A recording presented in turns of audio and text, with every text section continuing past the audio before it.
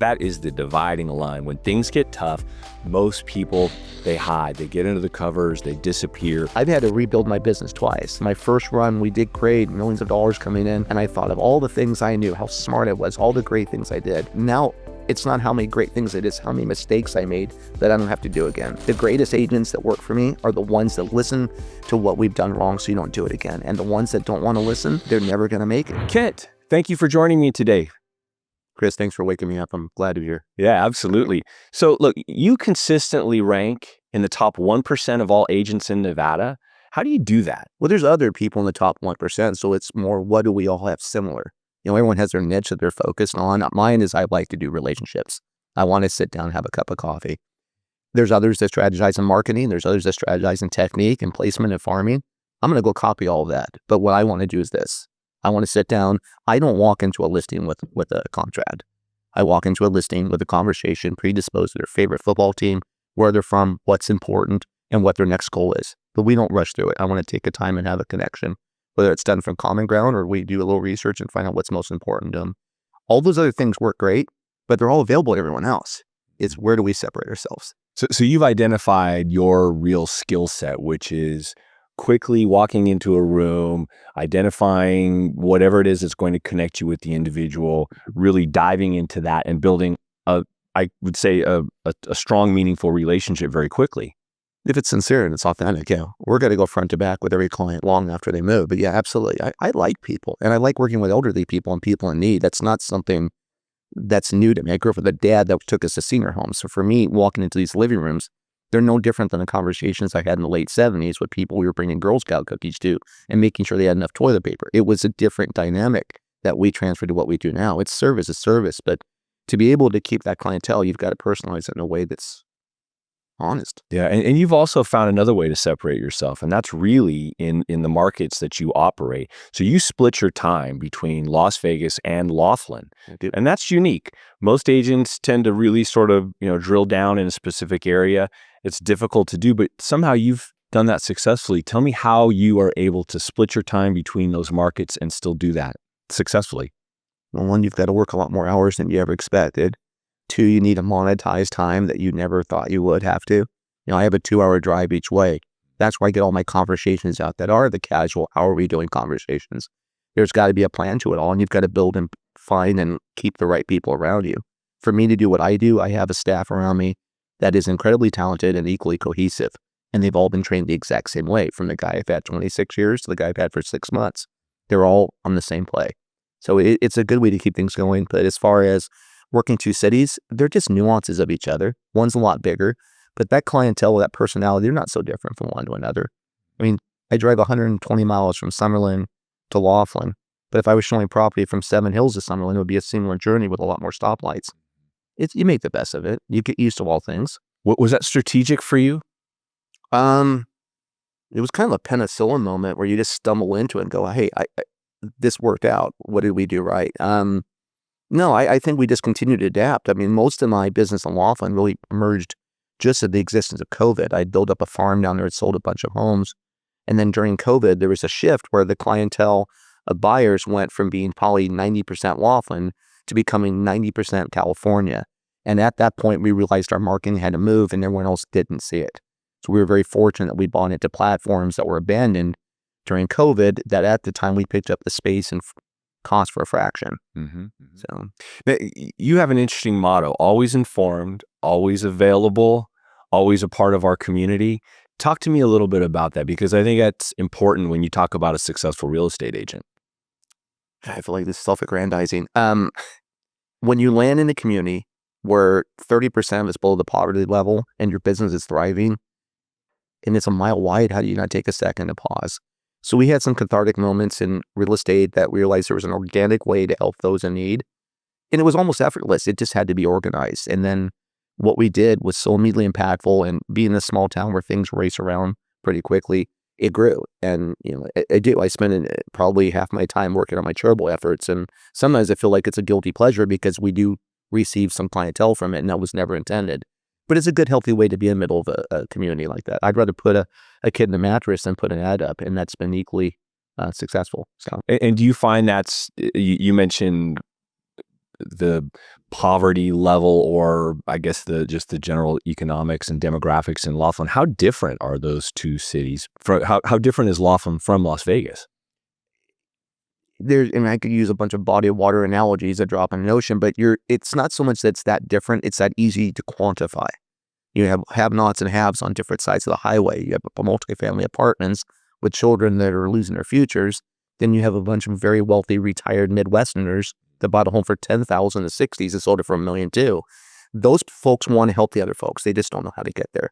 They don't even know they were there at times. And so it's been a very easy bridge for me to take my clientele that is mostly semi-affluent clients from out of state to children that are across the highway that can all be caught in that same high school to try and get those two communities to serve each other. Yeah. So that's been a big part of what we do. It deviates from real estate, but it keeps me feeling comfortable with where we're at in our universe. No, that's great. I mean, you've mentioned it already. Laughlin is a unique market. Let's talk about the actual function and just selling homes in general. Can you identify what might be different about the two markets, Laughlin and Las Vegas? Oh, 100%. 90% of Laughlin minimum is going to come from out of state. So when you're marketing Las Vegas, I'm typically, as a born and raised guy in Vegas, I'm going to market my neighborhoods. Well, in Laughlin, you have to market out of state, which out of state's a really big place. So it's hard to target. So now, instead of going to the client, you have to go to where they're going. And there's different platforms that we see where there's the most attention. There's semi-organic ways like going through a local Facebook page in Laughlin that's heavily patronized, so where we can actually place things where people are looking rather than trying to target and market specific areas and ads. It won't work. My competitors have absolutely no shot unless they own out-of-state advertisement. We were lucky and stumbled into it. It wasn't a genius moment. We just had it, took it, and got lucky. But to try and market in Vegas, it's not the same thing at all. I can live off my relationships here. In Laughlin, you have to build them. Yeah. And are there any other key cities that you see migration from, or I imagine as a second home, as a vacation property, that you're seeing some of that as well? You mentioned California. Any other key cities that you see consistent For the exodus? For yes, coming in all day long, I can tell you. Anything coastal, anything called, all politics aside. Now, Laughlin is 92% Republican, so you can do the math on where people are coming from. But our greatest exodus, and it's seasonal. This time of year, it's going to be California coastal Republicans. That is all that comes in.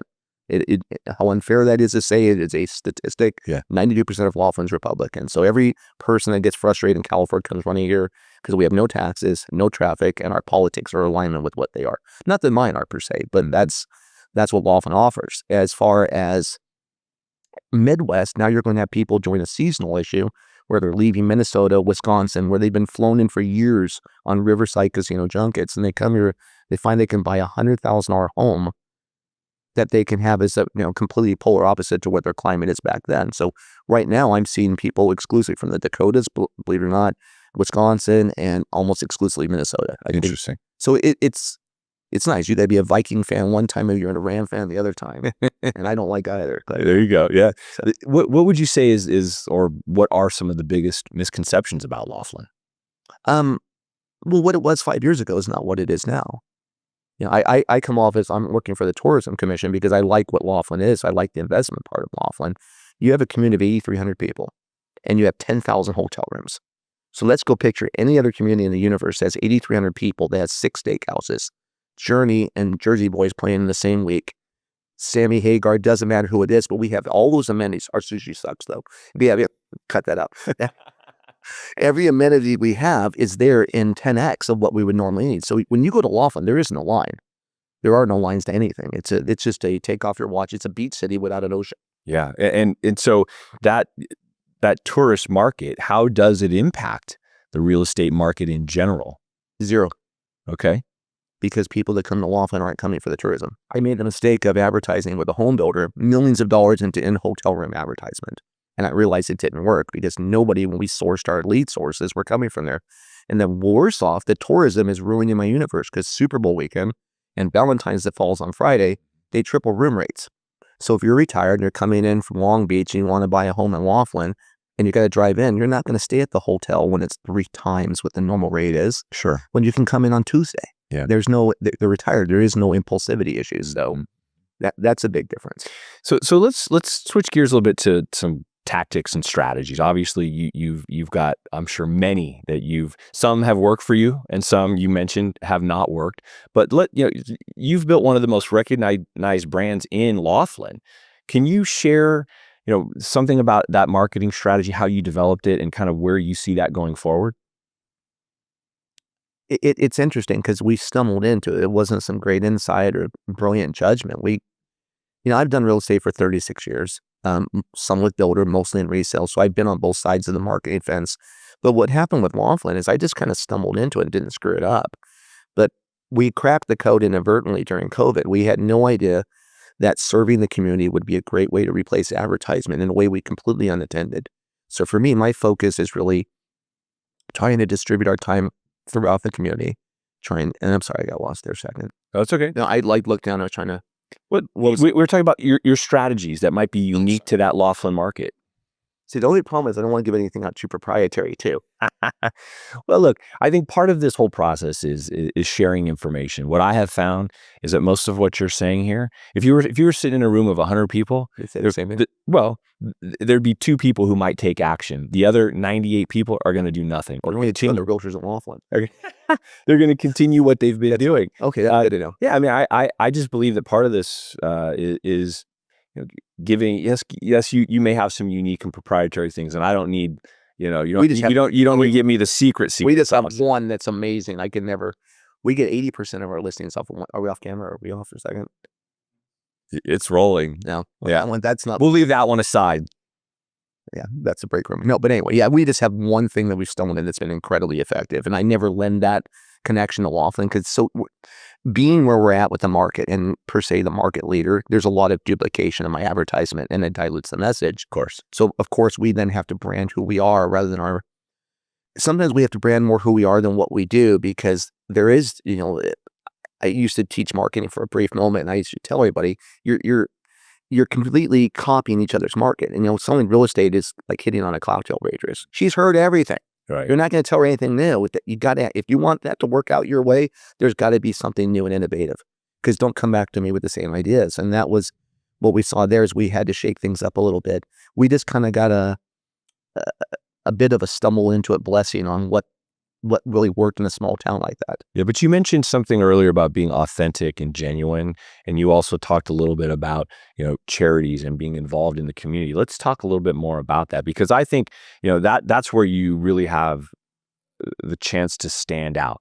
And that takes time and that takes effort. You can put a billboard up, you can run an ad on Facebook, but getting into the community the way that you're describing is a whole nother level of commitment. I want to know more about that. Why or how? Or either one. I mean, first of all, the why is always important. So let's start with that. So we'll start with the why. So the why is, it's like all things, human behavior has multiple reasons, but I had some tragedy in my own household and Laughlin was very kind to me. There was a huge moment where there was some help out, local law enforcement, clients used to sit in my office, things that when I needed help, jumped right in. And then COVID hits and I have many, many widows and widowers that have moved to Laughlin after they've downsized and they're dropped off and they're great and then they're not. And so during COVID, my family just came under an unbearable burden of taking care of about 400 or 500 seniors that were alone. So we would drive down, God, it's hard to even talk about. We would drive down once a week because I'm in Vegas. My office is shut down for COVID. You couldn't even get desks.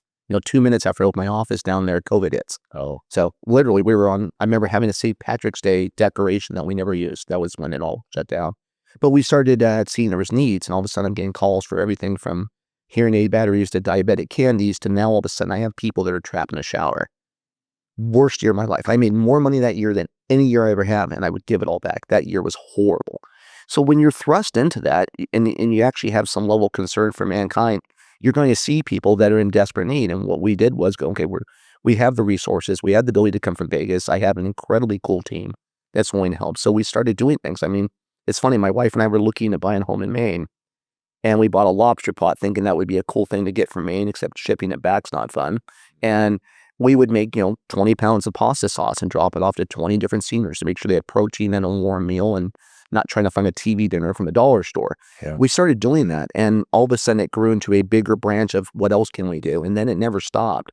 we started becoming the people that people call for things. And there were some terrible times where we found a lot of people that passed away. We got together with Metro, developed a program now for intervening on that. Or, recent developments, we sit with Metro. They have a program now that when someone passes away, they come and sit with the surviving spouse. And when we take our medication, who do we need to call? Those kind of things. We've had services in a community that has 8,300 people. We have almost 40 law enforcement. I think 90% of our time is meant for community service. So it's really good for them based here. We were able to work together on a lot of items in a way we could reach people that are in desperate need. But most of it was born from service and COVID. And we had a few moments that were pretty amazing. I feel self-indulgent to go into some of the examples, but we had a few very, very cathartic moments, and one of them made it to the newspaper. It has been a landslide since. We have been overwhelmed. We have been blessed. We have been busy. We have been burdened, but it has been an amazing. But isn't that really aren't you the guy that everybody wants to see win with that type of involvement and that kind of community outreach? I mean, I get it. You're the one I want to see win. I would hope so. Do the right thing. It's not really complicated. I don't know. There was a point in time where, my wife and I were so scared when everything happened. I remarried like 8 years ago. Thought it was the greatest thing of all time. Could not believe how lucky I was. And then COVID hits and I'm like, this is going to completely derail every plan we had. And we thought we were on top then. And all of a sudden we went to this paralyzing nothing for 3 months. And so, I'm not religious. I don't mind saying that. I wish I was, but my kids are at their mom's house and their pastor comes over one day. I like Jeff and I said, Jeff, what do I do? There's nothing to do. I say, hey, if you can't sell, serve. And that's how we got started. And then all of a sudden, the trips to Laughlin started bringing, like I said, batteries and food and well checks. And pretty soon we kept getting called for listings. And it just that pipe never turned off. Yeah, that's incredible. I love that part of the story. So this is, let's shift gears a little bit to Las Vegas. So how do you see yourself impacting Las Vegas as a community? Much larger, right? Two and a half million people here in the city. Maybe a little bit harder to stand out, but you've managed to do that as well. Let's talk a little bit about some of the things you've done here in Las Vegas that have maybe set you apart from your competition. I'm born and raised here, so they gave me a huge shot, and I'm a twin too, so it helps me have my name out there twice as much. But I think if you're good at what you do, standing out in Las Vegas outside of prominent advertising is tough to do. I think you need to adopt an area. I think there needs to be a section that you pick up on, that you edify, to where people know you are that person that cares about that area. For me, I like to focus on the schools a lot.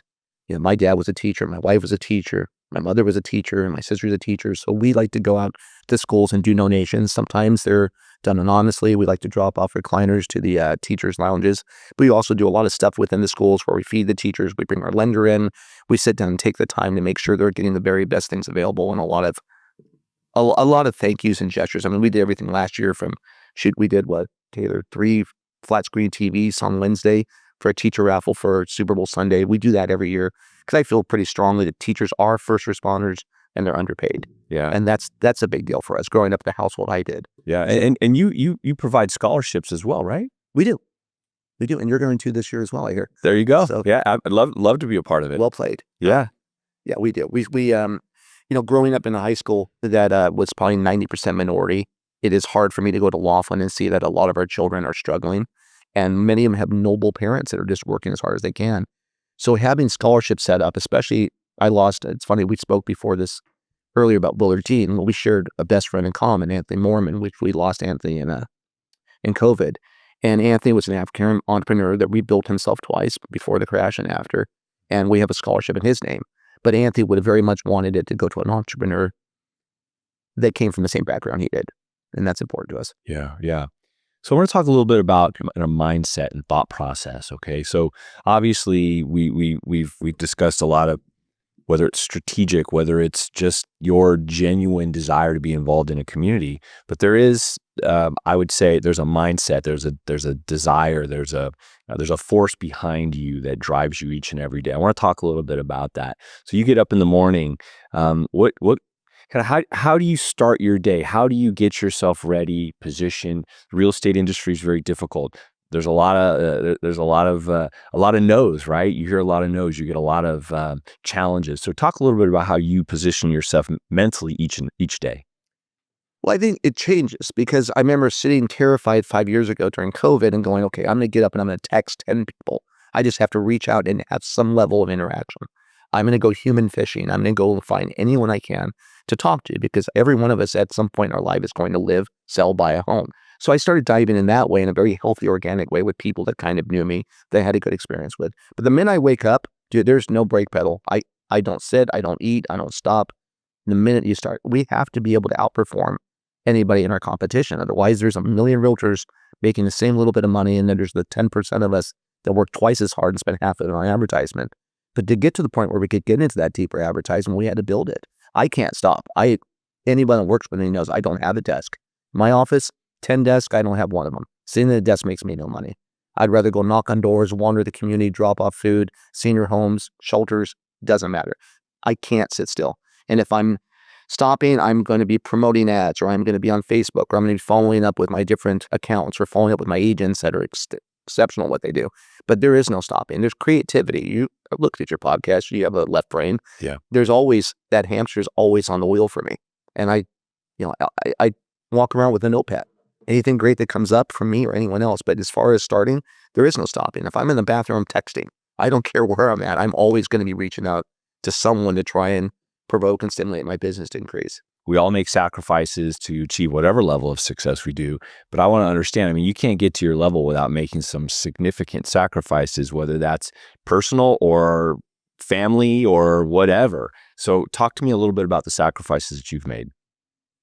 I mean, gosh, taking the year of COVID out, which was emotionally unbearable. I mean, my lifestyle is I work 18 hours a day, 6 days a week. And then that last day, I still am on call all the time. In a universe where advertising is so relevant, and then a clientele that takes a lot of extra time, there are not enough hours in the day. It's funny. This is maybe a silly but brief story. So you can get gas across the river 3 miles from my office. 3 miles from my office, you can gas for almost $1 less. So I think my car has a 22-gallon tank. So I can save $22 by driving over there. But it's 15 minutes each way. So for a half an hour, I could save $22. I will pay $22 all day long to spend that extra half hour with my wife when I get home. I'm one of those guys that actually really likes his marriage. So for me, there has to be a monetizing of time. My wife now drives with me to work, so we actually can see each other. And while she's driving, I can get 2 hours worth of online stuff done. You have to figure out at what part are you going to sell out today for your future. And it's tough when you have kids, because that meter's running with every inch they grow. And I have to find those compromises. The dilemma was, in the beginning, it's just me. I can't sit there and go, I can take a Sunday off. I couldn't, not in the beginning. I skipped surgeries. We went without meals. I traveled between multiple states trying to find affordable advertisement. It was a relentless struggle to be away from a home life that I truly adore. Like, I don't know anyone that's more happy at home. But you have to put in the work. That's what the realtors don't want to do now. They want it handed to them. I hire agents and they want it handed to them because they think it's really easy. Have a nice car and a fancy business card, but they don't want to work. So how do you explain that to your wife and kids? How do you? I explained it at Louis Vuitton. I explained it at Hawaii. I explained it when I bought. There's that $3,000 Yorkie that I don't like. That's how I explain. No, how do I explain it? Is that I believe, and this sounds hokey, but I think a marriage is a democracy, and I married a pretty smart girl. So we sit down and we make bilateral decisions. Now sometimes it's tough because she doesn't have the full understanding of why I make the real estate decisions I make, but I think you have to enter into that enterprise. So we're going to just do everything we can for the next 5 years so we can hold it physically. And at that point, we push in our checks, work half as much, and enjoy the house on Huntington Beach. But we're not there yet. And we're going to have to work hard to get there yet. Because you really can't do it without their support, can you? I think it's their motivation more than anything. I mean, yes, support's great. But I think the fact that, you can hire staff, you can hire people to do things, but you can't hire someone to motivate you. And for me, in a marriage and with children, that I can't believe the broken road I got on to get where I'm at now. There is no way to back off that, because, Don Draper said you get happiness. Well, there's never enough happiness. For me, there's never enough safety or security or investment in health and time and all the other things. But we have to work to get there. These kids that start out, they show up showing houses in sneakers and jeans, no offense, but they don't want to put in the work to go and find a client. They think that they're going to push the button and it's going to show up on their screen, and it isn't. For me, yeah, there's a sacrifice. There's a lot of time I missed. There are some recitals and soccer games and parent-teacher conferences that I would love to get back. But the kids can't be there unless I work and do what I do. And there is no trade-off. I would love to stay home and play with my kids. I have a new agent says, I want to put my family first. Me too. Yeah. But they like that power bill on, and there's the paradox, and you have to walk and find that happy middle. I don't have the happy middle yet. I'm working there, but I have a very understanding wife that knows that we are graduating to that. Do you feel that in some way you're providing an example to your kids and showing them exactly what it takes to be successful in the world? Probably one of them. The other two, I don't have any hope for, but there's that one. The violinist, she looks like she might be dedicated. No, I have 3 very bright children, and I don't know what their skill set. We all have our talents, and we all have our crosses. I don't know where they are yet. Each of my 3 kids is very different. My middle one would be most inclined to go into sales, but she's probably going to aspire for law. But yeah, I do. I think you have to instill. But again, it's example. My dad was a school teacher. He made $22,000 a year when he retired. He worked as a travel agent, and he dealt cards at the Golden Nugget since 1965. That was Dad's thing. And at least we saw that work ethic. But I also saw that Dad couldn't go to a soccer game on Saturday mornings, but he gave me $1 a goal when I got back and woke him up. So there is never a perfect scenario. And I think the most important thing with balanced home life, and I can even extend this to my ex-wife, is we get along, we work together, we cover for each other. But there is no perfect balance, not yet. This is strange days we live in. Well, I mean, the real estate, mortgage, all of it is full of highs and lows. I get a sense of how you're managing the highs. How do you deal with the lows? You work twice as hard. We're in the lows right now. Yeah. And for me, when it's low, I didn't walk in with my net, but I've got 50 listings. I have gone from trying to sell 50 listings to convincing 50 sellers I'm trying to sell their listings. And you have to put in the work, because now you can't hide behind your representations. They can track your ads, your Facebook posts, your number of views on Zillow. All that stuff is easy to quantify. And if you're good at what you do, it's your job to put that message out. And if you're not, try harder. For me, I have no apologies to my listers, my sellers. Earlier, we were talking about selling the American dream. Okay, so right now we're in a higher interest rate environment than we've been in the last number of years, and the conversations that I'm having with others in the industry is look. It's easy to sell real estate. It's easy to sell mortgages when rates are 3%. That's an easy thing to do. But we got away from actually selling the importance of home ownership, the fact that the average American, the typical American, is only going to achieve financial stability through home ownership. And we have really kind of lost track of those conversations, and we need to get better at them. And I think that's, to me, a huge lesson that needs to be learned today. And you're kind of touching on that a little bit by working twice as hard, having different conversations, and being able to shift and pivot when the market does change. I think the biggest problem is I've owned a home since I was 17. I got very lucky and fell from a bad situation to a very great situation. So I had an $800 house payment as an 18-year-old. I saw the value of how much that gave me leverage for the rest of my life. I turned 30, get married, we buy our second home. We got $150,000 in equity for a kid that was selling suits when he bought that house. Yeah. With the homeowners, they are not aware of the cost of waiting. And that's the biggest dilemma. So for instance, Handsome Taylor over here, I bought my home with, the rates were 7 3/8 at the time. And that wasn't the perfect rate, but my first home I bought was 8 1/8. I've always been prepared that as being relatively normal, because it allowed me to have a payment similar to what rent would have been. Well, that's still available now. So the question is, why on earth would you not want rent control? If you can have a rental property or rent a property for $1,500 a month, let's say in Laughlin, and you can own one for $1,450, including the HOA, why would you not want to stabilize your future? Right. Especially if you're a financially concerned family. So that dichotomy of renting over buying, I've just never understood. I have 3 little girls, all of which are going to go to college, all are going to do amazing things. But I don't know if they can afford a home when they get older. I don't. I've been purchasing investment properties to give to them when they turn 20, 25, when they're out of school, so they actually can have the American dream. That's still seizable. Is it as great as it was 7 years ago or 10 years ago? No, but prices, salaries, things have gone up to keep up with it.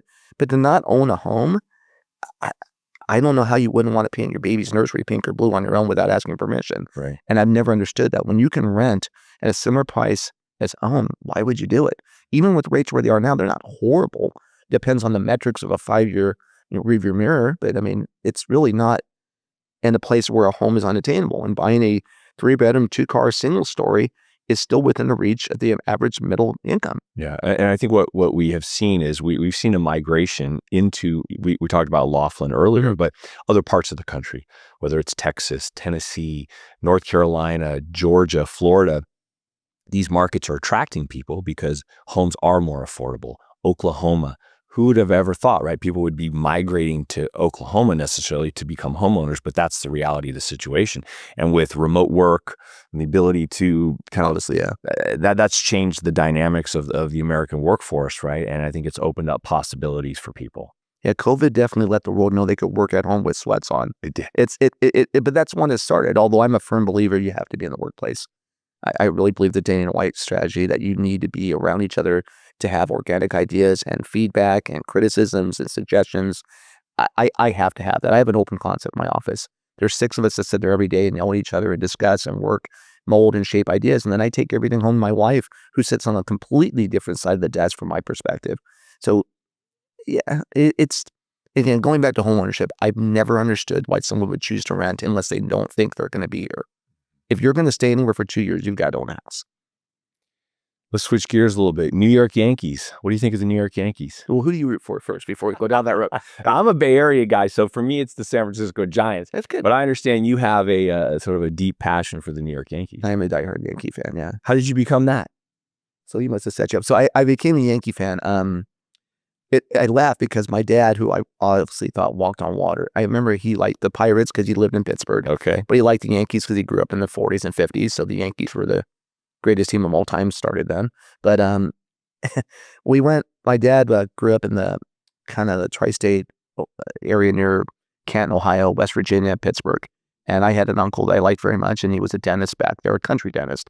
And to make the story short, he had baseball players in his clientele. And one day we went to a little league game, and there was a player for the Pittsburgh Pirates, Phil Garner, became a pretty relevant player for a long time. Remember him, yeah. I remember he was on the disabled list, and he was sitting with his kids watching a little league game that my nephew was in, or my cousin actually. Was he a shortstop or second baseman? Short, okay. I think he played both. Yeah. I don't know which team he was. And I he think so, managed the Brewers too. So anyway, I didn't know him at all, but I met him. It was pretty cool. He was a big player. I had his baseball card. About 6 or 7 hours later, I'm at my uncle's house, and very decent man. My parents had gone to a show in, I think, Pittsburgh or somewhere at the time. So we were home with him, my twin brother and I. And a guy knocks on the door as hard as you can knock on the door. I'm just scared us to death. He has this Irish setter. He loses his mind. And I go open the door. It's Phil Garner, and he's crying. Okay. All right. Well, I went and got my uncle. My uncle went out the door, came back with tears in his eyes. His boys get in the truck, grab the dog, and he said, "I don't talk to you like this, boys, but don't say a word until I tell you can." Okay, that's not like my uncle. And not, I knew him very well, so we knew there was something grave that had nothing to do with us. And he drove us out to a part of Ohio, a few, 40, 50 miles out. All of a sudden we smelled this acrid smoke. And Phil Garner had taken us to where Thurman Munson has crashed his plane, catcher of the Yankees, MVP. So, and they just won the World Series. So Munson had crashed, and my uncle was doing his dental remains. So I drove home with my uncle, Phil Garner, an Irish setter, a twin brother, and a weekend full of just absolute mourning over losing this famous Yankee captain. So I'm 5. Yeah.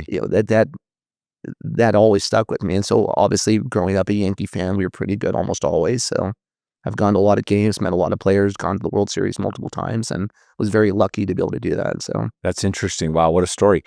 People from Nevada, Las Vegas specifically, they typically have random sports teams that are their favorites, whether it's because, and mostly because we don't have a team here. Well, we are now, right? We're starting to build that part of our community. But it's always interesting to me to hear how people become fans of teams that are so far away from where you actually live. Especially when we didn't have TV back then to watch the games either. There was no way to even check scores. Yeah. It was, a completely different version of it. And I didn't have a family. I don't think I went to a professional game of any kind until I was 25. Never went to anything. We just didn't, we grew up here. My parents traveled very rarely. They did by car. We never went to anything. Yeah. We had the little minor league team here, which was fun, but we never went to anything major. But no, and the funny thing is sports marketing has become key on how I work with my clients, especially in Vegas. Tell me about that. I don't drink. I don't go to the clubs. I don't do any of that. I've got a family at home. But what I do is I love sports. So for me, what I learned was the ability to take some of my larger clients, builders and people that could give me multiple referrals, larger connections. We would go into a sporting event, I had a nice little RV. We would take the clients down. We'd drive down. At that time was Arizona, and we would go down there. And I would, perfect example is we would pay Kurt Warner to come over, and you can get those guests to meet with an athlete for a certain amount of money that is incredibly financially sensible. So we would typically invite a couple of our home builders, tell them to bring their kids. I'd put them in the van. The minute they get there, we give them a white home jersey, throw that on their shoulders, and then same when the players were on the field. And then I would have one of my agents would drive us down. We'd watch the game. We had a satellite, maybe a couple bets. They would drink. I'd watch them drink. And then we get to the game. I can pull them over to the front of the 10-yard line. Kurt Warner would come over, sign their jersey, say something to them. Typically likes to put some type of a spiritual quote or a Bible verse on there. And then I would have my agent that drove us there take pictures, video it, I'll get all that done. Take the jerseys back from the guys, then give them the red away jersey they would wear. We'd frame it, hang it on the wall of that builder. And for the rest of life, there's his son, me, the jersey signed. And it just was something in a road that no one else went down. But I actually enjoyed every part of that, from the framing concept to driving down to the marketing aspect to having that shared memory with a very powerful, very likable real estate partner. That's fantastic. So using sports, which everybody loves, right? And to some degree or some sport, using that, but then creating a lasting memory that sits in their office forever. Brilliant. Whether they like sports or not, every girl will go meet Tom Brady. Yeah. I promise you that. Good point. They will. So as we look to wrap this up, I got to ask some kind of basic questions, but if I was new coming into the real estate industry today, give me your top 2 pieces of advice that you'd give me. Gosh, there's not 2, because there's common sense and there's marketing sense. Do you want to know marketing or want common sense? Whatever you how would you educate me? How would you push me forward? The most, in my opinion, the easiest way to distinguish yourself from the millions of other people trying to do the same thing is to outwork them. I don't know the direct quote, but I always remember Elon Musk saying, if you want to be successful, just work twice as hard as everyone else. And I'm not an Elon Musk quote guy necessarily, but I love that concept. Yeah. Because when it gets slow, I told my wife the other day, she said, what are we going to do if it continues to stay slow? We'll just outwork them. People will drop off. There's still going to be organic movement. People move and have babies and children and job relocations. That business is still out there. It's just who's going to get it when they're left. Yeah. But that separates people, really. That is the dividing line. When things get tough, most people, they hide, they get into the covers, they disappear. It's people like you who really kind of, I don't know, those are your moments, really, I think, in my opinion, right? That's where you understand and recognize the ability to separate yourself from the crowd. I think you're self-employed and don't think your back's against the wall 24/7. You're not thinking correctly. So there's a little fear factor in there. There's the mafia. You're only good as your last paycheck. You've got to put the effort in, and it doesn't have a brake pedal. For me, I'm terrified when I go out of town. One of my agents go out of town. He not only, they leave, and they leave, not only does it cost them the revenue to go on a large trip, but they lose whatever business would come in. Yeah. That's hard for an entrepreneur to walk away from. I have a system with my office where my agents cover for each other so they can go on a healthy vacation. But you're going to make sacrifices. And I think a lot of these realtors, especially new ones that get on there, no offense to the younger guys, this is not just about a podcast. You've got to put in the work. You and I are discussing in a conversation probably 50 years of combined work experience that allow us to sit here. You got guys that are grabbing these seats and getting behind a podcast. They're doing nothing but reading a script that everyone else has. Right. They're not doing anything different. They're not snowflakes. They're not unicorns. They're someone that bought a subscription that wants to hide behind the work. Look, we're not entitled to any of this, right? The success that we find, no one's owed that. It has to be earned. And kept. It's hard. I remember the market crashing and we lost everything, which was shocking as hard as we worked. But there were economic experiences I wasn't aware of. There was things that happened in our personal, professional, health, and lives that all coincided. I've had to rebuild my business twice. The second time I came in with a whole different perspective. I was my first run, we did great, millions of dollars coming in. And I thought of all the things I knew, how smart I was, all the great things I did. Now here I am in my late 40s rebooting. And I look, okay, now it's not how many great things it is, how many mistakes I made that I don't have to do again. The greatest agents that work for me are the ones that let them, don't do this, it didn't work out. Go this way, follow the mistakes, listen to what we've done wrong so you don't do it again. And the ones that don't want to listen, they're never going to make it. Yeah, and that's real leadership right there. When you're willing to share not only your successes but your mistakes, that's really the best way to teach people. I appreciate you saying it because I only hire people that have not had their license before. Okay. I remember when we were at our very peak, again, like I mentioned, happiness always wants more happiness. I remember going to a lot of lunches and places and seeing these extraordinary people in different industries. And I was trying to figure out, okay, one was a gal that named Nicole that was a waitress that became a marketing rep for First American. I kept going, okay, what does she have? And it was just the way she interacted and her marketing techniques. And I stole everything I could from her. I get up in the middle of the night and I'm reading real estate innovative strategies from every part of the country I can. It's collecting these ideas and these experiences and trying to translate them to a better performance and getting out of the box. I mean, my company, our corporate name is Out of the Box. You cannot stay in the same little room with everyone else and expect to do better. So outwork, outthink, and be kind. Yeah, that's perfect. You mentioned your company, your business. What's next for your business moving forward? Spending more time with Mrs. Divich? No, it is hard because I'm in a township where we're doing great, but I don't know how well that business model transfers unless I go with it. I need to stay where I am. What's next for me is to continue to try and dominate a market that I enjoy and love and adore and a part of and live and breathe with. I sleep in Vegas, but I live in Laughlin. And it's an interesting concept because I really would like my Las Vegas business to be bigger as it was before. But I just have this little baby over here that I need to take care of that's working great for my family at both sides of a deal. And I really want to stay with that as much as I continue to grow our Vegas business back to where it was. I mean, we still have multiple listings here. We're doing well with what we have here. Yeah. Well, from what I have learned in this conversation, what I can imagine, what I expect from you is you're going to continue to invest in the community, do those things that are important to you, near and dear to your heart, but also continue to evolve your business. And to me, that's gold, man. That's magic. So congratulations on all your success and thanks for being here today. I appreciate it, Chris. Thanks. Yeah, great.